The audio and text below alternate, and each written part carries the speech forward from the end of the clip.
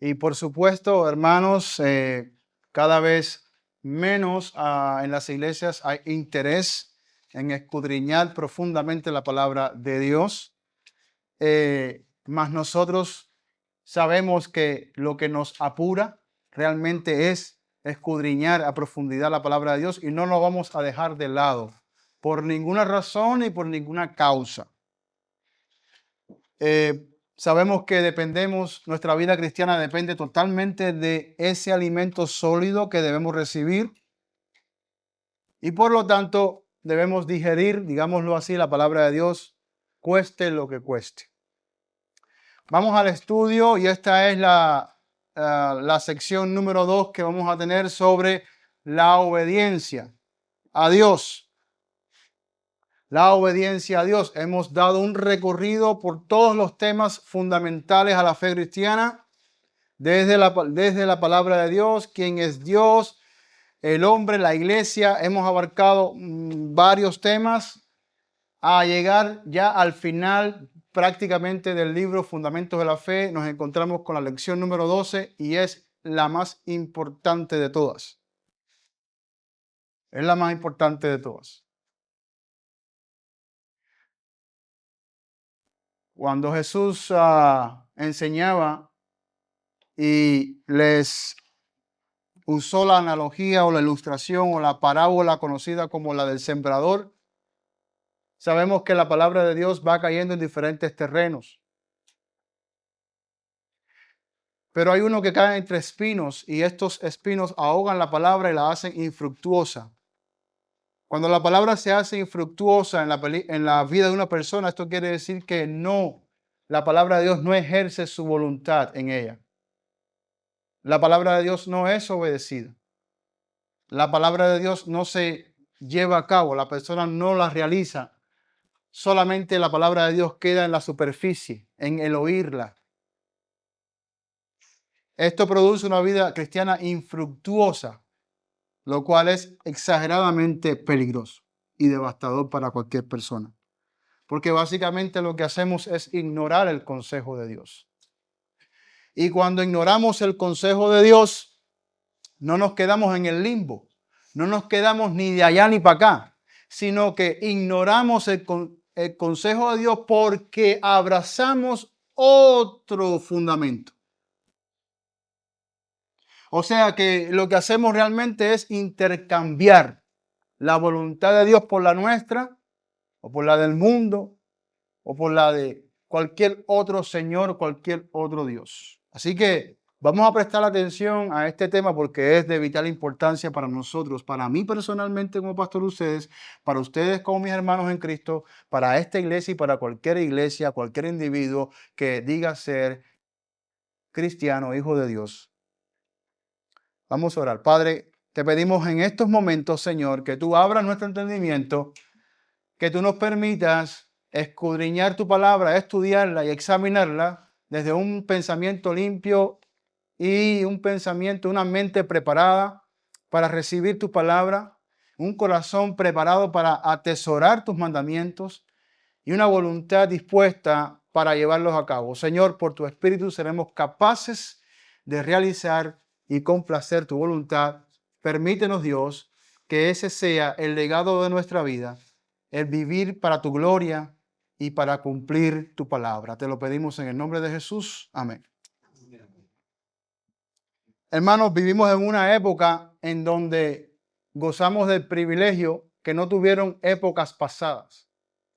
Hoy tenemos más opciones para escoger, para hacer cualquier cosa en la vida. Cualquier cosa en la vida, hoy tenemos miles de opciones. Y si no me creen, vayan a Amazon. Si quiere planchar, van a haber 300 tipos de máquinas de planchar. Si quieren, lo que usted quiera hacer, van a tener 1.000.000 de opciones al alcance de unos cuantos botones en su teléfono. O sea, es increíble en los tiempos que estamos viviendo, los privilegios de los cuales gozamos, pero tenemos que tener cuidado porque mientras más abundan las opciones y las facilidades para acceder a tantas cosas, también se incrementa nuestra demanda y nuestras exigencias, ¿sí o no? Porque ahora si tenemos 10 productos, vamos a buscar el mejor, el que sea menos costoso, o sea, la demanda crecerá porque habrá más demanda y también mayores exigencias, ¿sí o no? Y todo eso entra dentro de este círculo de yo tengo muchas opciones para escoger, y esa selectividad que tenemos ha creado un estilo de vida donde nos enseñoreamos tanto de nuestro propio vivir.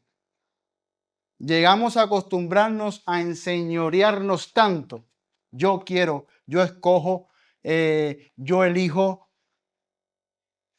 que así mismo estamos haciendo con la palabra de Dios. Estamos siendo selectivos con la voluntad de Dios. Yo obedezco lo que yo creo que voy a obedecer, hasta donde yo piense que voy a obedecer, lo que yo quiera obedecer y lo que no quiera obedecer. Fíjense lo que estamos haciendo. Según nuestra conveniencia, y luego decimos ser fiel a Dios. Decimos ser fiel a Dios. Decimos ser fiel a su palabra. Pero ¿cómo estamos siendo fiel a Dios? Porque para ser fiel a Dios hay que ser fiel a todo lo que Él dice, como Él quiere que se hagan las cosas. Porque Dios no nos ha dado su palabra para luego decirnos, hey, aquí está mi palabra, ustedes elijan de lo que yo les di, lo que yo les pido hacer, qué les gustaría hacer y qué no. Y hasta ustedes pueden elegir hasta dónde me pueden ser fiel o no. Dios no hace eso, ¿verdad que no? Sino que Dios nos muestra y nos revela su voluntad precisamente para que la llevemos a cabo tal cual como Él nos las ha revelado. Entonces yo quiero que ustedes entiendan esta introducción que estoy dando porque es muy importante. Nos hemos acostumbrado a vivir en ese ambiente de selectividad en donde nos enseñoreamos nosotros, hermanos, y queremos hacer las cosas como queremos hacer las cosas.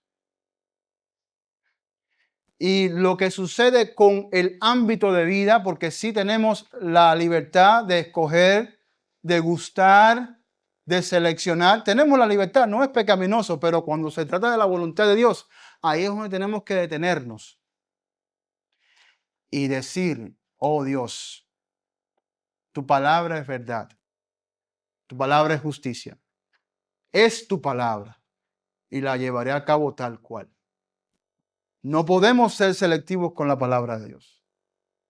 No podemos hacerlo. Por eso en el mundo evangélico se usa la palabra inclusive selectivamente buscando aquellas cosas convenientes al cristianismo de la época, las bendiciones de Dios. Nadie quiere leer los pasajes de advertencia, nadie quiere leer los pasajes donde se confrontan al pecador tal cual. Todos quieren ir allá a donde lo que Dios tiene para ti y lo que Dios te va a bendecir, ¿sí o no? El mundo evangélico se ha vuelto tan selectivo que aún usa la palabra selectivamente como ellos quieren a su antojo y no predican ni tan siquiera todo el consejo de Dios. Y así mismo hacen con su voluntad, tristemente. Y nosotros tenemos que reconocerlo, que nosotros también somos muchas veces selectivos con lo que queremos, con lo que hacemos con la palabra de Dios, con la voluntad de Dios. Ese río de imponernos, ese río de enseñorearnos, debemos tronchar su fluidez, vamos a ponerlo así. Debemos parar esa corriente. Debemos hacerlo. Tenemos que obedecer a nuestro Dios. Y en el estudio anterior dijimos que la obediencia es la voluntad de someterse a la autoridad de alguien más y hacer lo que le pidan o manden. Es la voluntad de someternos de esa manera. No es la voluntad de elegir qué es lo que vamos a obedecer o hasta qué punto nos vamos a someter. Es simple y llanamente la voluntad de someternos por completo. Y estas definiciones deben quedar bien bien descritas, entendidas, comprendidas en nuestro corazón. Parece algo irónico, pero tenemos que enseñarles a aquellos que son discípulos de Cristo lo que es la obediencia. En primer lugar, hablamos la vez anterior que Dios debe ser obedecido en todos sus mandamientos. Cuando Dios da una palabra, cuando Dios dice, vamos a hacer esto, quiero que hagan esto, esto, esto y esto, ¿cuánto de todo eso debe ser obedecido? Todo lo que Dios mande debe ser obedecido. En segundo lugar, dijimos que el llamado a obedecer a Dios es el llamado a amarle de todo corazón. No obedeces a Dios, no amas a Dios. Así de simple. Eso lo vimos la vez anterior. Y en tercer lugar dijimos que obedecer a Dios es el llamado a vivir sometido en humillación total a su señorío. Y es necesario que entendamos esas palabras, humillación total. Sometidos totalmente a Dios. Enteramente, totalmente, en humillación, sometidos a nuestro Rey de Reyes y Señor de Señores. Y esa es la única manera posible para que el cristiano viva. Es la única manera posible para que el cristiano viva. Es la única manera posible para que el hombre viva, de todos modos. La causa de la muerte y las tragedias que experimentamos es precisamente no someterse al señorío de aquel que creó los cielos y la tierra. Y si no hay sometimiento a su voluntad, tampoco hay vida. Y hay muerte, y desgracia, y dolores, y tragedia, y todo lo que vivimos en esta humanidad. Dice este autor, cuando el reino es un tesoro, la sumisión es un placer. Y dicho esto al revés, cuando la sumisión es un placer, el reino es glorificado como un tesoro. Si para ti el reino de Dios, la esfera donde Dios reina, gobierna, donde Él es quien verdaderamente es, si para ti eso es un tesoro, someterte, no va a ser algo pesado, no va a ser algo engorroso, sino un placer, ¿sí o no? Y si lo decimos al revés, cuando someternos a Dios es placentero para nosotros, queremos hacerlo. Hacemos de ese reino algo glorioso y le damos el valor que realmente merece. Un tesoro. Eso es una gran verdad. Eso es una gran verdad. Por eso jamás me verás a mí forzando a nadie a hacer lo que Dios merece. A nadie voy a forzar a que haga, porque Dios merece eso. Pena y vergüenza para el que no lo haga, hermanos. Lo siento mucho.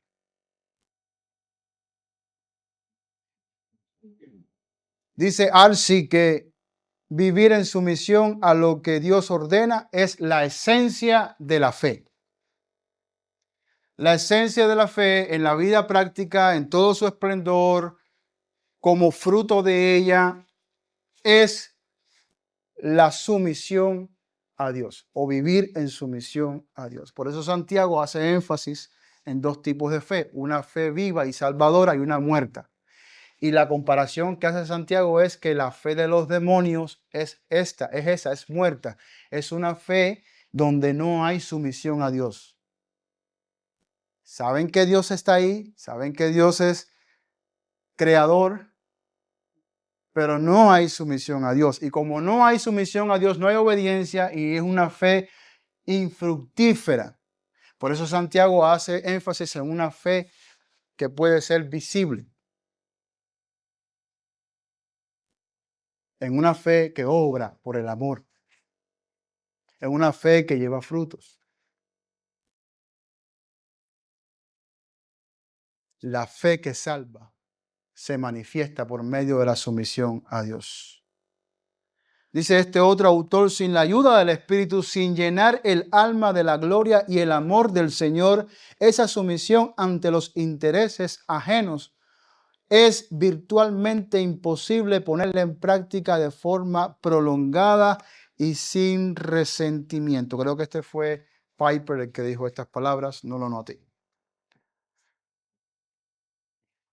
Si somos, recuerden que, para que entiendan lo que acaba de decir Piper aquí, recuerden que la gran controversia que vive cada creyente es la lucha entre el espíritu y las demandas de la carne, ¿sí o no? Bueno, con la ayuda del espíritu, llenando nuestra alma de todo lo que viene de él, será posible entonces poder despejar todos esos intereses que nos van a desvincular de la voluntad de Dios.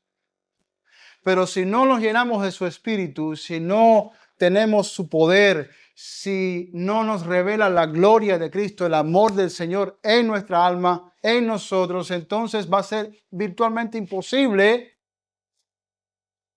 poner la voluntad de Dios como una práctica prolongada, o sea, constante, de día en día, sin resentimiento, sin quejarnos,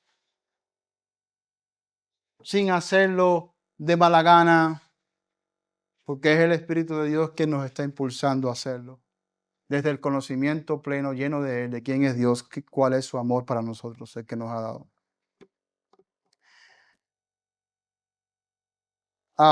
¿Cuál es el objetivo de la vida cristiana?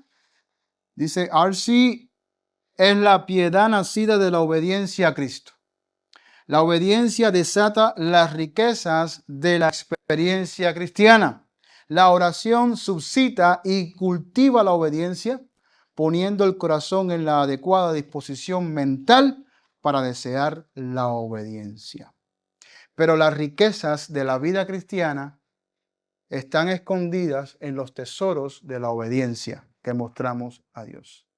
Una vida cristiana en obediencia es una vida cristiana enriquecida, espiritualmente hablando. Así es, eso es una gran verdad. En resumen, vivimos demandando nosotros en nuestras exigencias, porque somos muy exigentes, ¿sí o no? Somos exigentes, hermanos. A veces no nos damos cuenta, pero somos exigentes. Vivimos demandando el amor de Dios todos los días. Dame, necesito, porque tenemos grandes necesidades del amor de Dios. Dame más de tu amor, dame más de tu misericordia, dame más de tu bondad. Vivimos así. Y eso es una gran verdad. Pero Dios merece también ser amado. Todos los días también. ¿Y acaso esa verdad no nos hace reflexionar? ¿No nos llevaría a reflexionar en que debemos nosotros poner empeño y esfuerzo en la dedicación, en la devoción al Señor, en toda obediencia y sujeción a Él, porque Él también merece ser amado todos los días? Hermanos, debemos restaurar el amor por Dios. Dios sabe que tu amor y el mío van a fracasar, pero eso no quiere decir que nos quedemos ahí. Él mismo nos hace el llamado, ven. Él mismo nos hace el llamado, vuelve. Él mismo, como en aquella ocasión después de la resurrección, dice MacArthur, de Cristo, después que los discípulos lo traicionaron, después que Pedro lo negó, va y le dice, vayan a encontrarme en Galilea, y le prepara ahí un desayuno. Él dice, ven, aquí estoy yo, ven. Miren, te he preparado comida, vamos a comer, vamos a hablar. Yo les amo, a pesar de su desobediencia. Yo estoy con ustedes.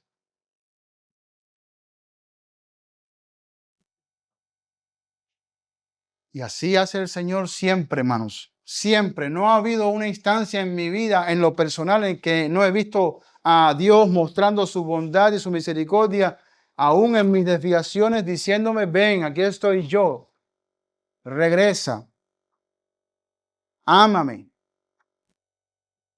Deleítate en mi presencia. Busca mi palabra. ese mismo verso que dice, buscar a Jehová mientras pueda ser hallado, ¿verdad? A veces leemos eso y no nos damos cuenta que Dios está haciendo un llamado a regresar a Él. Él no está haciendo un llamado, ven, búscame allá, porque yo estoy aquí escondido, ven, búscame aquí para que me conozca, para que entienda. No, no, no, ellos ya saben quién es Él, ellos ya saben dónde está. El problema aquí es que ellos, el pueblo, se alejó de su palabra y de sus mandamientos. Y buscar al Señor es buscar o procurar regresar a esa esfera, a ese ámbito de vida donde en sujeción y amor al Señor hacemos lo que el Señor nos ha pedido. No hay otra forma de buscar a Dios. Para muchos evangélicos, buscar a Dios es llegar a un culto donde hay una explosión de emociones, música y aquí y allá, y entonces el individuo dice, oh, estoy en la presencia del Señor. Eso no es buscar a Dios. Buscar a Dios es la persona que en arrepentimiento y fe se somete a la voluntad de Dios para complacerlo en todo. Y anda con Dios, no de espaldas ni huyendo de su presencia, sino aquí estoy, Señor, haz de mí lo que tú quieras, heme aquí, Señor. Eso es buscar al Señor. Y cuando estamos en su presencia orando al Señor, estamos allí precisamente pidiendo que nos ayude a hacer su voluntad y a vivir la vida de acuerdo a su palabra. Eso es buscar al Señor. Cosas de las que nos desviamos en instancias. El llamado a obedecer a Dios, y vamos a hacer énfasis en esta noche en esta verdad, a partir de la iglesia, a partir de la resurrección de Cristo en adelante, con Pentecostés, el llamado a obedecer a Dios se sintetiza en seguir a Cristo. Esa es la voluntad de Dios. No hay otra. Y vamos a hacer énfasis en esta gran verdad. Jesús es el Señor a quien debemos rendir toda nuestra voluntad.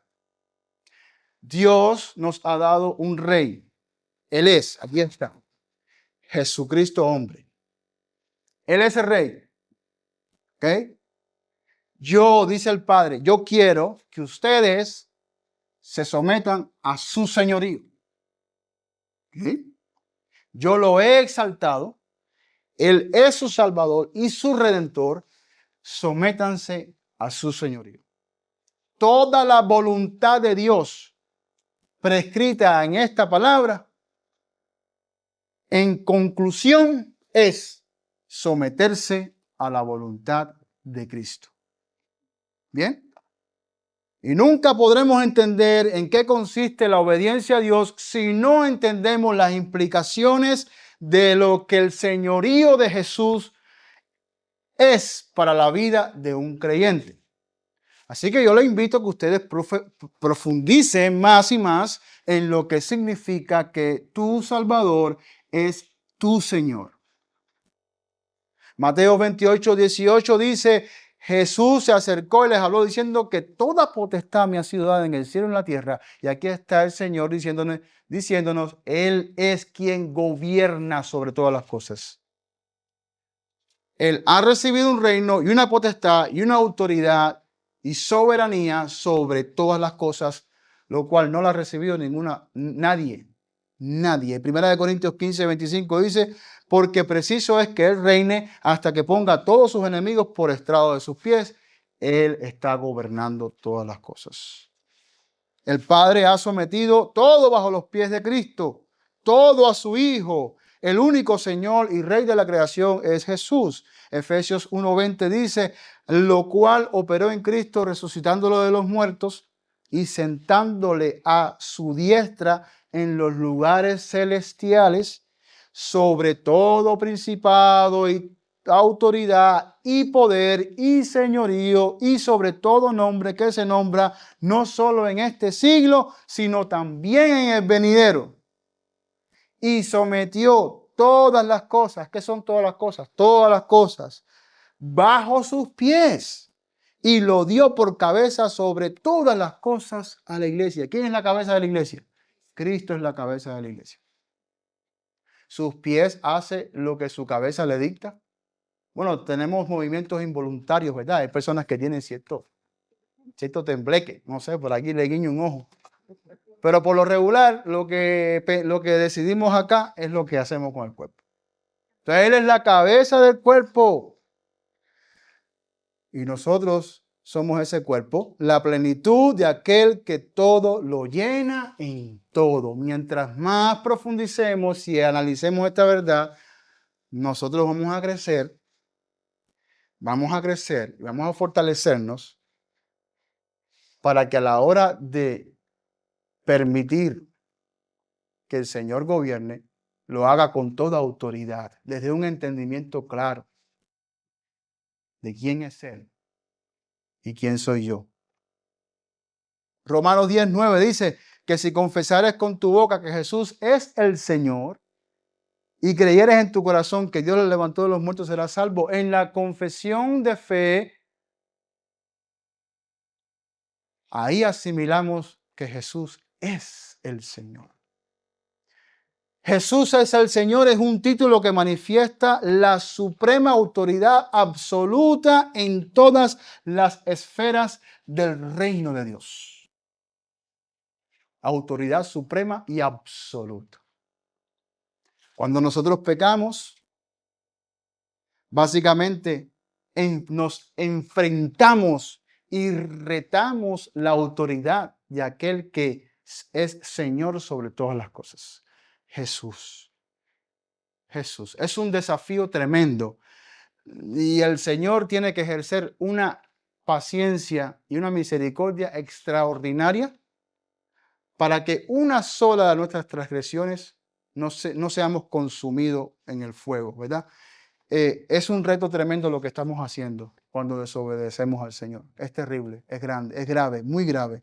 Filipenses 2:9-11 dice, por lo cual Dios también le exaltó hasta lo sumo y le dio un nombre que es sobre todo nombre, para que en el nombre de Jesús se doble toda rodilla de los que están en los cielos y en la tierra y debajo de la tierra. Y eso de los cielos, la tierra y debajo de la tierra es para que entendamos que su reino lo abarca todo, todas las esferas de la vida y la creación. Y toda lengua confiese que Jesús es el Señor para la gloria de Dios Padre. Él es Dios y Señor. La igualdad y la deidad de Cristo como Dios está claramente expuesta en el Nuevo Testamento y también está implícita en las propias palabras del Señor y en las obras de Cristo. Y las profecías del Antiguo Testamento también proclamaron la divinidad del futuro Mesías. Por eso es que Jesús se distingue del resto de los hombres. Él no es un hombre común. Y el término el Hijo del Hombre precisamente declara la divinidad o el aspecto divino del Mesías. En Romanos 9:5, miren cómo Pablo le llama, de quien son todos los patriarcas y de los cuales, según la carne, vino Cristo, el cual es Dios sobre todas las cosas, bendito por los siglos de los siglos. Ahí de los de las sectas que quieran moverle las comas y cambiar las palabras, eso es problema de cada cual. La revelación es clara, Él es Dios y Señor. Apocalipsis 1:7, en las propias palabras de Cristo, dice, he aquí que viene con las nubes y todo ojo le verá y los que le traspasaron y todos los linajes de la tierra harán lamentación por él. Sí, amén. Yo soy el alfa y el omega, principio y fin, dice el Señor. Y ahora miren los detalles. ¿Qué Señor es el que está hablando? El que es, el que era y el que ha de venir, el Todopoderoso. Hermanos, Cristo es Rey exaltado y ahí tenemos algunos detalles. No nos vamos a mencionar todo. Él es Señor. Él es el Señor de la creación. Él es el Señor de la iglesia. Él es juez. Él es Salvador. Toda la autoridad ha sido delegada, ha sido dada, ha sido entregada a nuestro Señor. Por lo tanto, todo el desarrollo de nuestra vida cristiana en obediencia a Dios depende de cuánta influencia y autoridad ejerce la voluntad de Cristo en nosotros. Toda la vida, todo el contexto de nuestra vida, el desarrollo de nuestra vida cristiana depende de eso, de cuánto nosotros estamos dispuestos a rendirnos nuestra voluntad a Cristo como nuestro Señor. ¿Realmente ejerce influencia Él en ti? ¿Realmente lo que Él dice tiene efectos trastornadores, transformadores, efectos cambiantes, efectos gloriosos en tu vida? ¿Sí o no? Porque si Él no es el más influyente en tu vida, otras cosas han de ser esas que influyen por encima de la voz de Dios, de la voz de Cristo en tu vida, porque tú no eres un sujeto que vives en una dimensión en donde nada ejerce influencia en tu vida. No, si vives en esta dimensión, digamos en esta creación, todo ejerce influencia en tu vida. Todo. De muchas formas y de muchas maneras. Y fuimos creados para ser influenciados. Vamos a decirlo. Fuimos creados para eso, para ser influenciados. Ser influenciados. Nuestros sentidos han sido construidos, divinamente diseñados para recibir información de lo externo y poder reaccionar ante esas informaciones o esos impulsos fuimos creados para eso. Algo nos mueve, algo causa efectos en nosotros, ya sean cualquier elemento externo, emocional, cualquier cosa causa efecto en nosotros, en nuestra vida. Y ante esos efectos reaccionamos. La influencia de aquello que mueve nuestros pensamientos, nuestro corazón, es importante. ¿Quiénes o qué son aquellas cosas que están moviendo nuestra vida?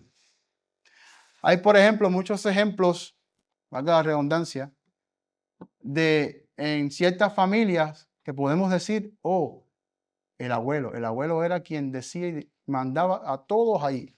Grandes, pequeños, todo el mundo hacía lo que el abuelo decía, o lo que el tío decía, o lo que fulano decía, ¿sí o no? Y tenemos un individuo moviendo a toda una familia a su antojo, por las razones y los motivos que sean buenos o sean malos, pero quiero que vean que el grado de influencia que alguien o algo puede ejercer en nosotros es fundamental, es crucial, y tenemos que identificarlo. Yo espero que el mayor grado de influencia que tengamos en nuestra vida sea la voz del Señor. Noten cómo Satanás ha creado una red de influencia. ¿Usted piensa que Satanás no sabe no sabe qué es a dónde tiene que atacar él? ¿Qué es lo que tiene que destruir? Él sabe, lastimosamente muchos cristianos no saben. No en balde, cuando inicia la televisión, se le pone a lo que se transmite en la televisión esto que conocemos como programación. Y si usted busca el significado de lo que programación es, no solamente significa un orden de programas específicos, significa programar, o sea, como cuando usted programa una computadora, hacer que el dispositivo trabaje como tú quieres que trabaje, como tú quieres que funcione. Satanás sabe y es un maestro en influenciar a las personas. Sí lo es. Yo espero que para nosotros, la mayor influencia sea el Señor. Podemos verlo lamentablemente en nuestros hijos. Todos los cambios que dan nuestros hijos, usted puede decir, Eso no fue ni mi influencia, ni la influencia. Alguien está influenciando esos cambios, porque esos cambios no vienen mágicamente así. Eso no viene mágicamente así. Alguien los está influenciando. Esperemos que en la vida cristiana nuestra Jesús sea esa influencia mayor en nuestra vida. De hecho, debe ser la única, pero miren cómo dice 1 Corintios 16, 21.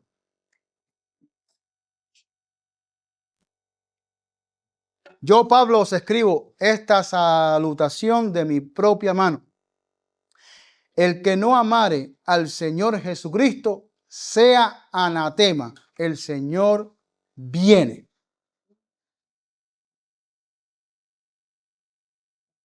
Hay una implicación de tiempo. Hay una implicación de que al final del día, hermanos, al final del día, cada persona debe definirse. O amas a Cristo o no amas a Cristo. El Señor viene y viene por los que le aman. ¿Qué vas a hacer? Así termina Pablo esta preciosa carta, básicamente.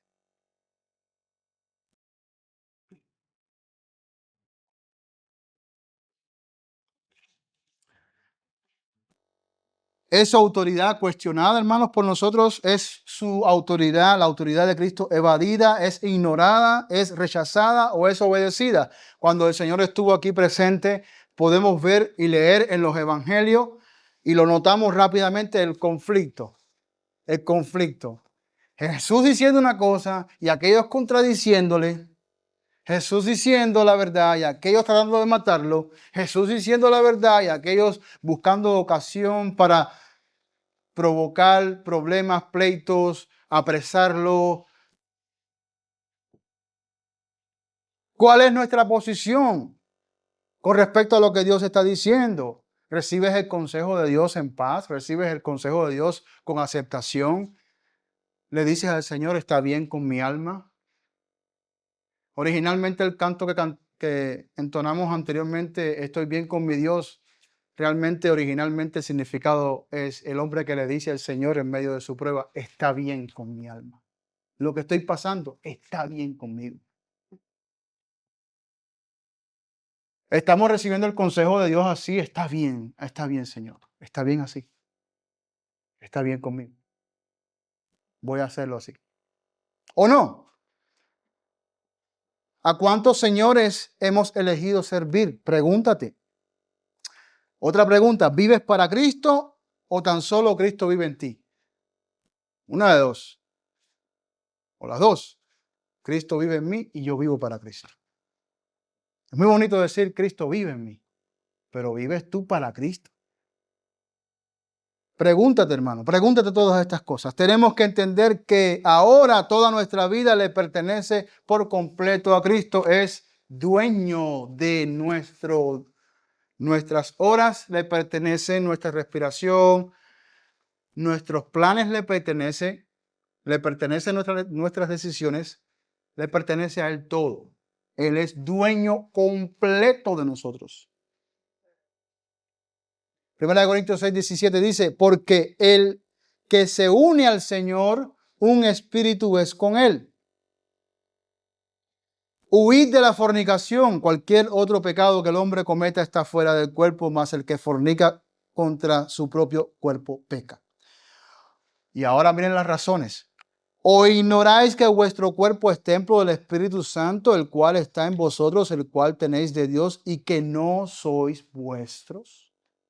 No, mi vida no me pertenece a mí más. Dice el 20, porque habéis sido comprados por precio, glorificar pues a Dios en vuestro cuerpo y en vuestro espíritu, los cuales son de Dios. Cuando alguien compraba un esclavo, ese esclavo ahora le pertenece a ese dueño y no tiene otra vida que no sea sobre las bases de lo que su Señor le pida hacer. No existe otra vida que no sea esa. Número 2. Estamos bajo el señorío de Cristo, bajo su potestad. Obedecemos a Cristo y no a la ley mosaica. obedecemos a Cristo sobre las bases de su nuevo pacto de gracia. Y no vamos a profundizar mucho en esto, aunque hay mucho que decir, hermanos. Jesús aceptó la autoridad en el Antiguo Testamento de la ley y se vio a sí mismo viviendo para cumplir totalmente la ley mosaica del primer pacto a la perfección, ¿sí o no? ¿Vino Jesús para no cumplir la ley o para cumplirla? Vino para llevarla a cabo. En su máxima extensión, Jesús no fue selectivo, Jesús no negó, Jesús doblegó su autoridad e hizo lo que su padre le pidió hacer. Por eso en Mateo 5:17 él mismo dice, no penséis que he venido para abrogar la ley o los profetas, no he venido para abrogar la ley, sino para cumplirla. Porque de cierto os digo que hasta que pasen el cielo y la tierra, ni una jota ni una tilde pasará de la ley, hasta que todo se haya cumplido. De manera que cualquiera que quebrante uno de estos mandamientos muy pequeños, y así enseña a los hombres muy pequeños, será llamado en el reino de los cielos. Mas cualquiera que los haga y los enseñe, este será llamado grande en el reino de los cielos. Y esa es la perspectiva de Cristo, una obediencia completa. Porque os digo que si vuestra justicia no fuera mayor que la de los escribas y los fariseos, no entraréis en el reino de los cielos. Y él está poniendo delante de todos ellos el estándar de Dios, que es el que él vino a cumplir. ¿Me explico? Ese estándar fue el que él vino a cumplir a la perfección. Porque esa es la demanda. En su tiempo presente, donde todavía no se había hecho la remisión de los pecados por su sangre, por su cuerpo, ese tiempo presente, esa es la demanda. Y el que no cumpla esas demandas no tiene parte ni suerte con Dios. Así de simple. Ahora, hay que hacer una distinción. La iglesia, usted y yo no existimos para cumplir lo que ya Cristo cumplió. Y eso hay que tenerlo bien claro. Nosotros no vivimos y las demandas para nosotros no es que tenemos que cumplir la ley mosaica a la perfección y al pie de la letra, porque es imposible. Porque si usted y yo pudiésemos hacerlo, por demás murió Cristo.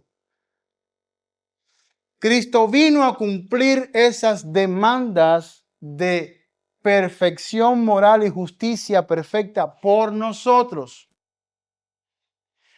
Habiendo Cristo cumplido esto perfectamente por nosotros, entonces garantiza una justicia perdurable para todos los que están en Él.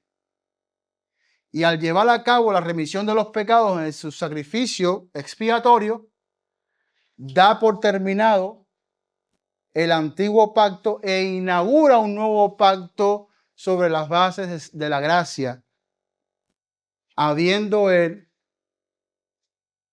cumplido con todas las demandas de la perfección de Dios, y ahora se sienta en el trono y establece un nuevo pacto. Nuevo pacto, nuevas leyes. Lo que implica que al estar en Cristo Jesús, las responsabilidades de nuestra obediencia son inmensas. Tenemos que obedecer ahora a Cristo, ya no a Moisés ni a la letra de la ley, sino a lo que Cristo quiere que hagamos como iglesia, como su cuerpo, como los salvos. Hay que hacer una distinción entre ambas cosas. Yo sé que esto es un tema más complicado, un poco más difícil de entender muchas veces, pero a lo menos yo quiero que ustedes entiendan esto. A partir de Cristo, obedecemos estrictamente lo que Cristo quiere que su iglesia haga. ¿Okay? Las referencias que tenemos en la palabra de Dios y en la ley mosaica son las referencias del carácter de Dios incrustada en su ley, que refleja todo lo que es santo, todo lo que es digno, todo lo que es agradable a Dios y todo lo que es bueno de pensamiento y de acción. El cristiano aprende de la palabra de Dios y toma esos elementos para su santificación y para ordenar su vida. Pero nosotros caminamos bajo los estatutos y las leyes del nuevo pacto en Cristo Jesús. Y entonces, esto quiere decir que ya no somos la nación de Israel que tiene que guardar todos los preceptos, todas las fiestas, todas las ceremonias, ¿sí o no? Comienzan a haber distinciones, comienzan a haber diferencias. Ya no tenemos que dar todos los diezmos que se daban antes. Ya no tenemos que hacer todos los sacrificios que se hacían antes. Ya no tenemos que celebrar las 7 fiestas judías. Ya no tenemos que llevar a cabo los mandamientos sobre el sacerdocio levítico, la liturgia del pueblo judío, lo que se hacía en el tabernáculo, en fin. Hay distinción y tenemos que saber que hay distinciones porque ahora hay movimientos heréticos cristianos que quieren regresar a esas prácticas del pasado. Y hay que tener cuidado con estas cosas.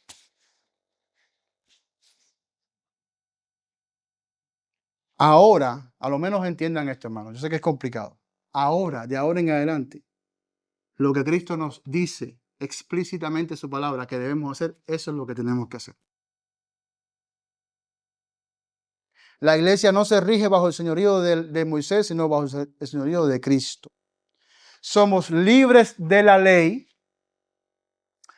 pero esclavos de Cristo.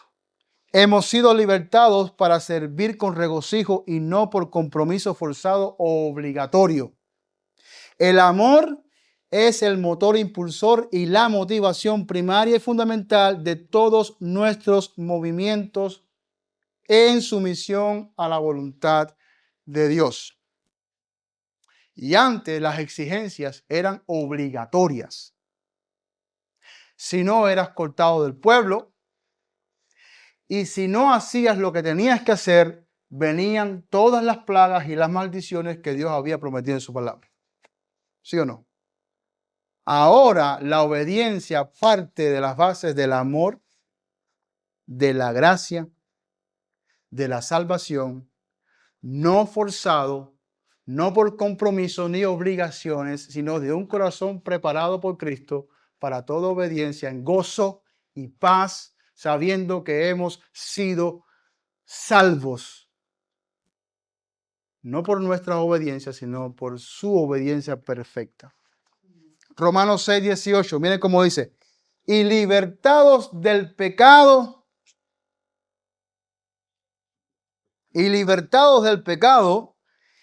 vinisteis a ser siervos de la justicia. Fuimos libres del pecado y ahora somos siervos de la justicia. ¿Para qué? Para hacer con nuestra vida ¿qué? No continuar obedeciendo a la injusticia y al pecado, sino para llevar a cabo toda justicia de acuerdo a la palabra de Dios. O sea, debemos someternos al nuevo régimen del Espíritu y no al régimen de la carne, al nuevo gobierno de Cristo y no al gobierno de la letra. Romanos 7, 4 al 6. Romanos capítulo 7, del 4 al 6. Así también vosotros, hermanos míos, miren cómo dice, habéis muerto a la ley. ¿A qué ley? La ley de Moisés. Mediante el cuerpo de Cristo. ¿Ok? Para que seáis de otro, del que resucitó de los muertos, a fin de que llevemos frutos para Dios. Los frutos de aquellos que obedecieron bajo el régimen de la ley, ¿cuáles fueron? Injusticia, porque nunca pudieron cumplir la ley, ¿sí o no? Es más, la ley siempre los condenaba. Es más, la ley siempre les mostró los pecadores que realmente siempre fueron. Porque la ley la dio Dios en preparación del Mesías. para que el hombre entendiera que necesitaba un Salvador y que solamente Dios podía salvar al hombre por su condición de depravación total. ¿Ok? Entonces, mis hermanos, habiendo Jesús terminado con el aspecto de la ley, en su muerte, con él morimos todos. O sea, ya fuimos juzgados por pecadores. ¿Sí o no? Ya el juicio que merecíamos por transgresores de esa ley cayó sobre Cristo. Y terminó con eso. Y se levanta Cristo de la tumba, resucita, y ahora somos del Cristo resucitado. Libres, justos, santos, para la gloria de Dios. Todos nosotros junto con Él. Porque mientras estábamos en la carne, las pasiones pecaminosas que eran por la ley, o sea, que la ley nos mostraba, obraban en nuestros miembros llevando fruto para muerte. Ese fue el resultado del pasado, ¿ok? Versículo 6. Pero ahora estamos libres de la ley por haber muerto para aquella en que estábamos sujetos por obligación y que no podíamos cumplir. De modo que sirvamos bajo el régimen nuevo del Espíritu y no bajo el régimen viejo de la letra. Hay un cambio, ¿sí o no? Hay un cambio. Ahora hay un nuevo gobierno. Y hay una nueva forma de obediencia. Y ustedes tienen que tener eso claro. Por lo tanto, el aspecto condenatorio fue removido. Usted puede pecar. Y esto no es... Porque cuando se dicen estas cosas, se nos van a acusar igual que se le acusaba a Pablo. Cuando le decían a Pablo, estos predican de que abunde el pecado para que la gracia abunde. Eso no es así. O de que pequemos para que la gracia abunde. No. Pero lo cierto es que la multitud de nuestros pecados, los que cometemos estando en Cristo, ¿cuántos cometen pecado estando en Cristo? Bueno, el factor condenatorio fue removido, hermanos míos. Fue removido. Ya no hay condenación para los que están en Cristo Jesús. Nuestros pecados son perdonados entera y plenamente. ¿Qué quiere decir, pastor? ¿Que puedo vivir pecando como yo quiera? No, todo lo contrario. Pero esa es la verdad. Esa es la verdad. Y nuestra obediencia debe partir de esa verdad. Mis pecados han sido perdonados, no hay condenación. Por lo tanto, cuando yo obro en justicia y en obediencia a Dios, en mi mente no está eso de que me estoy ganando el reino de los cielos. En mi mente no está, oh, ahora sí tengo garantizada la salvación porque lo que hago. No está eso. Porque partimos de que ya no hay condenación en nosotros y lo que hacemos lo hacemos libremente en amor para Cristo y para su gloria. Ya no más sobre las bases de nuestra propia justicia, sino sobre las bases de la perfecta justicia de Cristo. En toda obediencia lo hacemos para Dios. Romanos 7, del 4 al 6 dice, así también vosotros, hermanos míos, habéis muerto, ¿verdad? Ya lo leímos, ¿sí o no? Ok. Jesús nos enseñó a vivir en obediencia dentro de los nuevos estándares de ese nuevo pacto de gracia. ¿Cómo podemos crecer en santificación, en edificación? Todos los mandamientos establecidos por Dios en este nuevo pacto bajo su reino para nosotros, todos desembocan en que ahora podemos expresar el amor de Dios en nosotros de una forma más pura, más plena y más gloriosa hacia Dios y hacia los santos. Todo lo que Dios nos va a mandar a hacer termina en las expresiones de amor más gloriosas, sacrificial, que jamás un ser humano haya podido hacer y ahora las puede hacer en Cristo por medio de su Espíritu para gloria de Dios. Y, como decíamos, sin querer queriendo, estamos llevando a cabo, sin querer queriendo, hermanos, todo el cumplimiento de la ley, porque todo el cumplimiento de la ley, dice el Señor, en esta sentencia se cumple. Amarás a Dios y a tu prójimo como a ti mismo, ¿sí o no? Entonces todo termina ahí. Todo desemboca en esa verdad.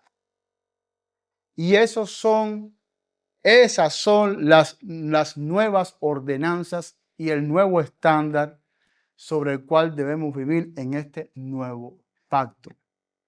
Ese es el nuevo estándar.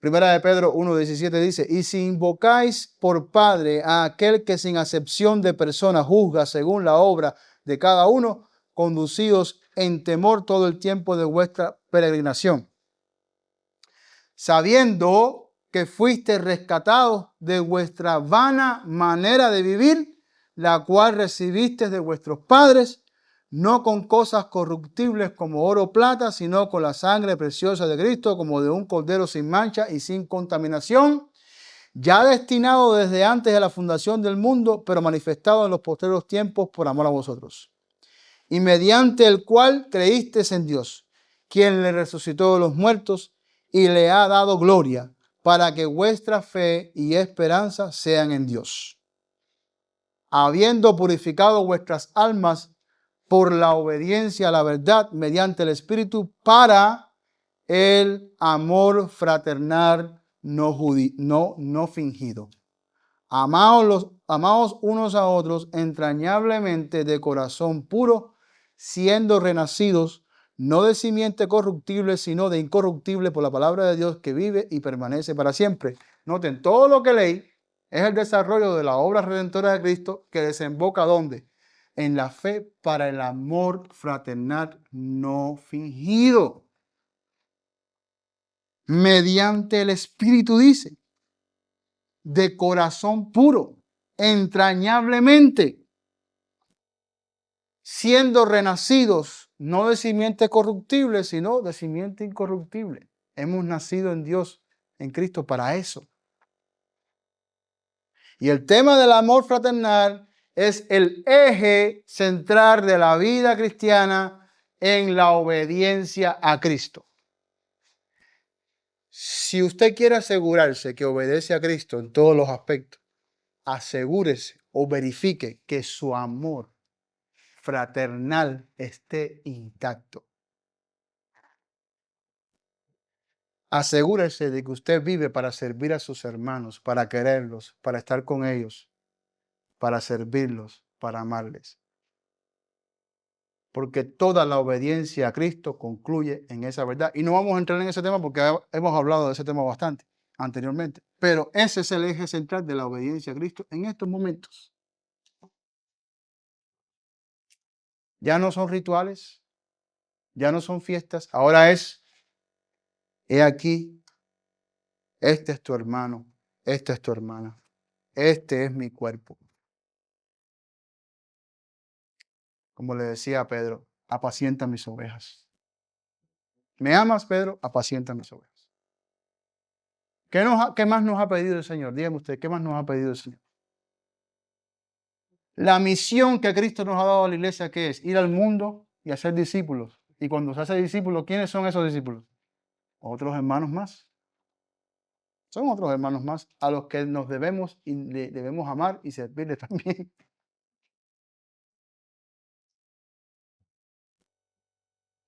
La obediencia a Dios solo se logra por medio de la obediencia a la voluntad de Cristo. Restaura tu amor por Cristo. Vuelve a la obediencia a Cristo si te has alejado. El llamado a obedecer a Dios se materializa cuando seguimos fielmente a Cristo, y esto lo vamos a dejar para el próximo estudio. Seguir a Cristo es obedecer a Cristo. Seguir a Cristo es obedecer a Dios. Dios te ha mandado, nos ha mandado a todos nosotros a seguir a su Hijo amado. Este es mi Hijo, ve, sigue tras sus pasos. Y Cristo nos va a demostrar, no lo podemos terminar hoy, pero nos va a demostrar las implicaciones de qué significa seguirlo. No hay obediencia a Dios aparte de seguir a Cristo. No hay obediencia a Dios aparte de hacer lo que Cristo nos ha pedido o nos ha mandado a hacer. No hay.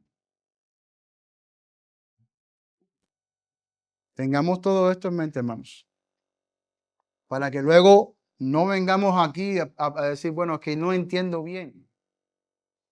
¿Cómo puedo obedecer a Dios? No, Dios nos enseñó dónde radica la obediencia hacia Él. Y es en la persona de Cristo, ¿ok? Oremos. Padre, gracias te damos en esta hora.